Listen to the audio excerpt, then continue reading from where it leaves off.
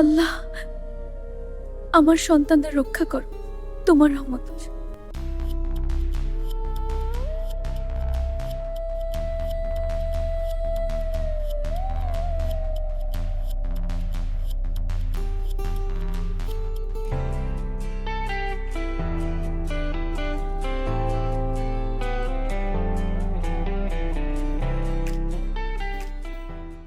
কল্পনা করুন, ঘরে এক মুঠো চালও নেই। 3টা ছোট্ট বাচ্চা পেটে ক্ষুধা নিয়ে ঘুমিয়ে আছে। মাগরিবের আজান পড়তে মাত্র কয়েক মিনিট বাকি, আর একজন মা হাত তুলে আল্লাহর কাছে শুধু বলছেন, ইয়া আল্লাহ, তুমিই তো রিজিক দাতা, আজ তোমার দিকে ছাড়া আর কোথাও যাওয়ার নেই আমার। এই গল্পটা যদি আপনি শেষ পর্যন্ত না শোনেন, তাহলে জানতেই পারবেন না সেই দোয়ার পর কি হয়েছিল। আসসালামু আলাইকুম ওয়ারাহমাতুল্লাহি ওয়াবারাকাতুহু। আশা করি আল্লাহর রহমতে আপনারা সবাই ভালো আছেন, সুস্থ আছেন। আপনাদের প্রিয় চ্যানেল ইসলাম ইজ মাই লাইফতে আপনাকে স্বাগত। এই চ্যানেলে আমরা প্রতিনিয়ত এমন সব গল্প, ঘটনা এবং ইসলামিক বার্তা নিয়ে আসি যা আপনার মনকে নাড়া দেবে, আপনার ঈমানকে শক্তিশালী করবে এবং আপনার চোখকে ভিজিয়ে দেবে। যদি আপনি এখনও আমাদের চ্যানেল সাবস্ক্রাইব না করে থাকেন, তাহলে এক্ষুনি নিচের সাবস্ক্রাইব বাটনে ক্লিক করুন এবং বেল আইকনটা প্রেস করুন, কারণ এই রকম ঈমান জাগানো গল্পগুলো আপনি কোনোভাবেই মিস করতে চাইবেন না। আর যারা আগে থেকেই আমাদের সাথে আছেন, আপনাদের অনেক অনেক ভালোবাসা ও দোয়া রইল। আচ্ছা, আপনি এখন কোথায় থেকে দেখছেন? বাংলাদেশ, ভারত নাকি পৃথিবীর অন্য কোনো প্রান্ত থেকে? কমেন্টে জানান কে, কখন এবং কোথায় থেকে দেখছেন। এটা আমাদের জন্য অনেক বড় অনুপ্রেরণা। তাহলে চলুন শুরু করি আজকের গল্প। এই গল্পটা যদি শেষ পর্যন্ত না দেখেন, তাহলে জানতেই পারবেন না সেই রাতে আল্লাহ কিভাবে তার অসহায় বান্দার ডাকে সাড়া দিয়েছিলেন। তাই একদম শেষ পর্যন্ত থাকুন। রমজান মাসের কথা। বাংলাদেশের একটা ছোট্ট গ্রাম, নাম তার শিমুলতলা। গ্রামের একটা ভাঙা টিনের চালার ঘরে থাকতেন রাহেলা বেগম। বয়স তার 35-এর মতো হবে, কিন্তু দেখলে মনে হতো 50-এর বেশি। জীবনের কষ্ট মানুষকে আগে বুড়িয়ে দেয়। রাহেলা বেগমের মুখের প্রতিটা বলিরেখা সেই সাক্ষী বহন করছিল। স্বামী মারা গেছেন 3 বছর হলো, একটা দুর্ঘটনায়, হঠাৎ করেই। কোনো প্রস্তুতি ছিল না, কোনো সঞ্চয় ছিল না, শুধু রয়ে গিয়েছিল 3টে ছোট ছোট বাচ্চা। বড় মেয়ে সুমাইয়া, বয়স 8, মেজো ছেলে ইব্রাহিম, বয়স 5, আর ছোট্ট মেয়ে নুরিয়া, মাত্র 3 বছর। রাহেলা বেগম মানুষের বাড়িতে কাজ করতেন, কখনো রান্না, কখনো কাপড় ধোয়া, কখনো বাচ্চা সামলানো। যা পেতেন তা দিয়েই কোনো রকমে 3টে পেট চলত। কিন্তু সেই রমজানে সব কিছু এলোমেলো হয়ে গেল। যে বাড়িতে কাজ করতেন সেই বাড়ির গৃহকর্ত্রী হঠাৎ বললেন, রাহেলা, এই মাসটা আর আসতে হবে না, আমার দেবর বাড়িতে এসেছে, তার বউ সব কাজ করবে। একটা কথাতেই শেষ, কোনো অগ্রিম নেই, কোনো বিকল্প নেই। রাহেলা বেগম চুপ করে রইলেন। প্রতিবাদ করার ক্ষমতা তার নেই, শুধু বললেন, আচ্ছা। সেই রমজানের প্রথম সপ্তাহ থেকেই ঘরে টানাটানি শুরু হলো। প্রতিবেশীদের কাছ থেকে কিছু চাল ধার নিলেন, 5 কেজি। সেটা দিয়ে কিছুদিন চলল। তারপর একদিন সকালে উঠে চালের হাঁড়িতে হাত দিলেন, হাঁড়ি খালি। সেহরিতে শুধু পানি পান করলেন রাহেলা বেগম। বাচ্চাদের একটু পানি খাইয়ে বললেন, আজ রোজা রাখবে আমার সোনামণিরা, আল্লাহ তাআলা খুশি হবেন। সুমাইয়া মাথা নাড়ল, সে বুঝতে পারছিল। 8 বছরের মেয়ে, অনেক কিছুই সে বুঝে যায়, কিন্তু কিছু বলে না, শুধু মায়ের হাতটা একটু শক্ত করে ধরে। ছোট্ট ইব্রাহিম বলল, আম্মু, পেটে কামড়াচ্ছে। রাহেলা বেগম বুকটা চেপে ধরলেন ভেতরে ভেতরে, বাইরে হাসলেন, বললেন, বাবা, রোজা থাকলে আল্লাহ জান্নাত দেন, একটু কষ্ট করো। আর নুরিয়া, সে ছোট্ট মেয়ে, বুঝতেও পারে না ঠিকমতো, শুধু মায়ের আঁচল ধরে ঘুরে বেড়াচ্ছিল। সারাটা দিন কেটে গেল এইভাবেই।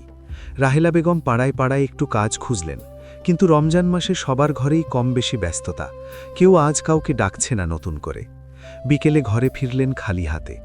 ঘরে তখন বাচ্চারা ক্লান্ত হয়ে ঘুমিয়ে পড়েছে। সুমাইয়া ইব্রাহিমকে কোলে নিয়ে শুয়ে আছে, নুরিয়া মায়ের বালিশটা জড়িয়ে ঘুম। রাহেলা বেগম একা বসে রইলেন ভাঙা মাদুরের উপর। আজান পড়তে আর মাত্র কিছুক্ষণ বাকি। ইফতারে কি হবে? ঘরে কিচ্ছু নেই, এক চিমটি লবণও নেই, পানিটুকু আছে শুধু। তিনি উঠলেন, অজু করলেন, জায়নামাজ বিছালেন।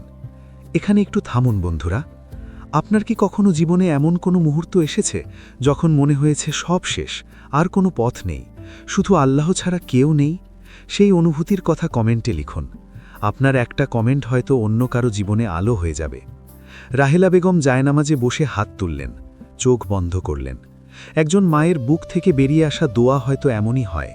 সেখানে কোনো নাটকীয়তা নেই, কোনো সাজানো কথা নেই, শুধু আছে একটা ভাঙা হৃদয়ের সরল আকুতি। তিনি বললেন, ইয়া আল্লাহ, তুমি তো জানো, তুমি তো সব জানো। আমি কি চাই, আমার বাচ্চারা কি চায়, সব তুমি জানো। আমার কাছে কিচ্ছু নেই, কিন্তু তোমার কাছে সব আছে। আজকের ইফতারটা তোমার কাছে চাই। আমার বাচ্চারা যেন না বোঝে যে আম্মু তাদের জন্য কিছু করতে পারেনি। তুমি একমাত্র রিজিকদাতা, ইয়া রাজ্জাক। আজ তোমার নামের উসিলায় চাই। চোখ দিয়ে পানি পড়ছিল, থামছিল না। বাইরে তখন বিকেলের আলো মিলিয়ে আসছে, আজানের মিনিট 15 বাকি। ঠিক সেই সময় বাইরে থেকে একটা শব্দ হলো। কেউ একজন ডাকছে, বাড়িতে কেউ আছেন? রাহেলা বেগম চোখ মুছলেন, উঠলেন, দরজা খুললেন। দরজায় দাঁড়িয়ে একজন মধ্যবয়স্ক মানুষ, মাথায় টুপি, মুখে দাড়ি, পরনে সাদা পাজামা পাঞ্জাবি।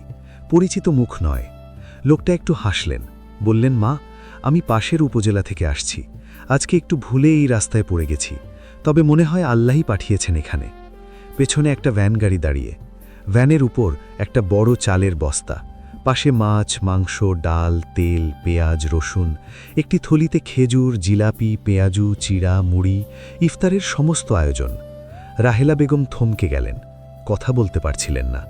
লোকটা বললেন, মা, কিছু মনে করবেন না, আমাদের মসজিদে একটা দান করা হয়েছিল গরিব পরিবারগুলোতে পৌঁছে দেওয়ার জন্য, কিন্তু রাস্তায় এসে মনে হলো এই বাড়িটার দিকে একবার যাই।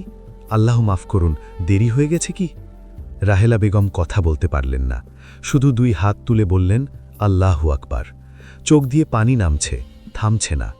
বাচ্চারা ততক্ষণে উঠে এসেছে। ছোট্ট ইব্রাহিম মাছের থলিটা দেখে বলে উঠল, আম্মু, আম্মু দেখো। নুরিয়া খেজুর দেখে হাত বাড়িয়ে দিল। সুমাইয়া মায়ের হাত ধরল, আর মায়ের চোখের পানি দেখে সেও কাঁদতে শুরু করল। কারণ বুঝুক আর না বুঝুক, একটা মেয়ে তার মায়ের কষ্ট বোঝে। লোকটা সব কিছু নামিয়ে দিলেন, বললেন, মা, দোয়া করবেন আমার জন্য, আমার পরিবারের জন্য। রাহেলা বেগম হাত তুলে দোয়া করলেন, বললেন, আল্লাহ আপনাকে দুনিয়া আখেরাতে উত্তম প্রতিদান দিন, আপনার সংসারে বরকত দিন। লোকটা চলে গেলেন, ভ্যান চলে গেল। আর ঠিক তখনই দূর থেকে ভেসে এলো মাগরিবের আজান। আল্লাহু আকবার, আল্লাহু আকবার। রাহেলা বেগম আজানের দিকে মুখ করে দাঁড়িয়ে রইলেন, চোখ বন্ধ, বুকে হাত। মনে মনে বললেন, তুমি কখনো ভুলো না আল্লাহ, কখনো ভুলো না। সেই রাতে রাহেলা বেগমের ঘরে ইফতার হলো। 3টা বাচ্চা খেজুর মুখে দিয়ে হাসল। চুলায় আগুন জ্বলল, ভাতের গন্ধ উঠল, মাছের ঝোলের ঘ্রাণে ভরে গেল সেই ছোট্ট ভাঙা ঘর। আর রাহেলা বেগম রান্না করতে করতে শুধু কাঁদলেন, কিন্তু সেই কান্না আর কষ্টের কান্না নয়, সেটা ছিল শুকরিয়ার কান্না, কৃতজ্ঞতার কান্না। একজন বান্দার সেই কান্না যে জানে তার রব তাকে কখনো ভোলেন না। বন্ধুরা, এই গল্পটা আমাকে মনে করিয়ে দেয় সূরা তালাকের সেই আয়াত, ওয়া মাই ইয়াতাওয়াক্কাল আলাল্লাহি ফাহুয়া হাসবুহ। যে ব্যক্তি আল্লাহর উপর তাওয়াক্কুল করে, আল্লাহই তার জন্য যথেষ্ট। আল্লাহ কখনো তার বান্দাকে ভোলেন না। রিজিক আসে তার পক্ষ থেকে, কখনো মানুষের হাত দিয়ে, কখনো অপ্রত্যাশিত পথ দিয়ে, কিন্তু আসে। শর্ত একটাই, ভরসা রাখতে হবে। আপনার জীবনে কি কখনো এমন হয়েছে যখন মনে হয়েছিল সব শেষ, আর তারপরেই আল্লাহর পক্ষ থেকে সাহায্য এসেছে? সেই গল্পটা কমেন্টে লিখুন। আপনার গল্প হয়তো অন্য কারো জীবনে অনুপ্রেরণা হয়ে যাবে। অথবা জানান এরপর কেমন গল্প শুনতে চান, কমেন্টে লিখুন। বন্ধুরা, আজকের গল্পটা যদি আপনার মনে একটুও ছুঁয়ে গিয়ে থাকে, যদি আপনার চোখে এক ফোঁটাও পানি এসে থাকে, তাহলে এখনই এই ভিডিওতে একটা লাইক দিন। এই একটা লাইক রাহেলা বেগমের মতো লক্ষ মায়েদের গল্প আরও বেশি মানুষের কাছে পৌঁছে দেওয়ার সুযোগ করে দেয়। আর যারা এখনও সাবস্ক্রাইব করেননি, এখনই সাবস্ক্রাইব করুন, বেল আইকনে ক্লিক করুন, যাতে পরের গল্পটা আপনার কাছে সবার আগে পৌঁছায়। কারণ পরের ভিডিওতে আমরা নিয়ে আসছি এমন একটা সত্যি ঘটনা, যা শুনলে আপনি কয়েক মিনিট চুপ হয়ে বসে থাকবেন। সেটা মিস করলে সত্যি অনেক কিছু মিস হয়ে যাবে। আল্লাহ আপনাদের সকলকে হেফাজত করুন, আপনার পরিবারে, আপনার সংসারে, আপনার সন্তানদের মধ্যে বরকত দান করুন এবং রাহেলা বেগমের মতো যারা আজ কষ্টে আছেন, আল্লাহ তাদের সেই কষ্ট দূর করে দিন। আমিন, আমিন, ইয়া রাব্বাল আলামিন। আসসালামু আলাইকুম ওয়া রাহমাতুল্লাহ।